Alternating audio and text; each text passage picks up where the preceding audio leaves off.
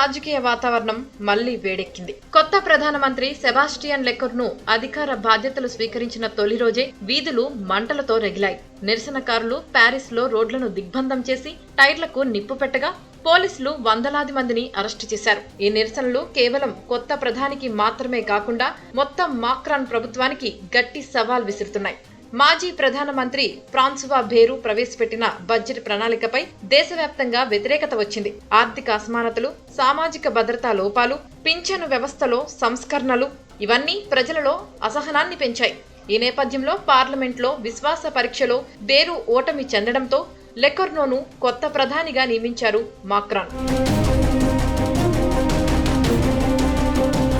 అయితే లెకర్ను అధికార బాధ్యతలు చేపట్టిన వెంటనే నిరసనలు పెద్ద ఎత్తున బగ్గుమన్నాయి. బ్లాక్ ఎవ్రీథింగ్ ఉద్యమం ఒప్పెనలా ముంచుకొచ్చింది. సోషల్ మీడియా వేదికగా మొదలైన బ్లాక్ ఎవ్రీథింగ్ ఉద్యమం ఇప్పుడు వీధుల్లో బలంగా ప్రతిధ్వనిస్తోంది. నిరసనకారులు రహస్య గ్రూపుల్లో మాట్లాడుకొని సమ్మెలు, దిగ్బంధనలు, ప్రదర్శనల ద్వారా ప్రభుత్వంపై ఒత్తిడి పెంచుతున్నారు. పింఛను సంస్కరణలు రద్దు, న్యాయమైన బడ్జెట్ విధానం, పెరుగుతున్న అసమానతలకు చెక్, సామాజిక హక్కుల భరోసా ఇవి బ్లాక్ ఎవ్రీథింగ్ ఉద్యమ డిమాండ్లు. ఫ్రాన్స్ అంటే విప్లవాలు, నిరసనల పుట్టినిల్లు.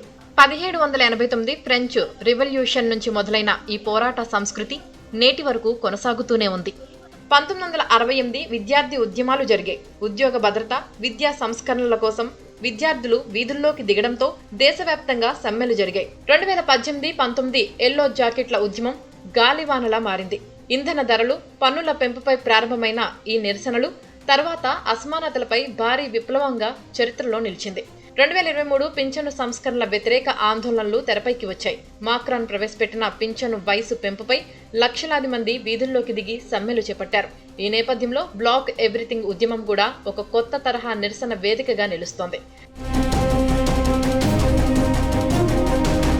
2022లో మాక్రాన్ రెండోసారి అధ్యక్షుడిగా ఎన్నికైనప్పటి నుంచి ఆయన తీసుకున్న సంస్కరణలు ప్రజల్లో పెద్దగా ఆమోదం పొందలేదు. ముఖ్యంగా పింఛను వయసు పెంపు ఆయన ప్రభుత్వానికి గట్టి ఎదురుదెబ్బ అయింది. ఇప్పుడు కొత్త ప్రధానిని నియమించినప్పటికీ అదే అంశం మళ్లీ ప్రజల్లో ఆవేదనను రగిలిస్తోంది. లెకర్ను ఎదుర్కొంటున్న ఈ నిరసనలు కేవలం ఆరంభం మాత్రమే. ఫ్రాన్స్లో ప్రజల అసంతృప్తి సులువుగా చల్లారదనే చరిత్ర ఉంది.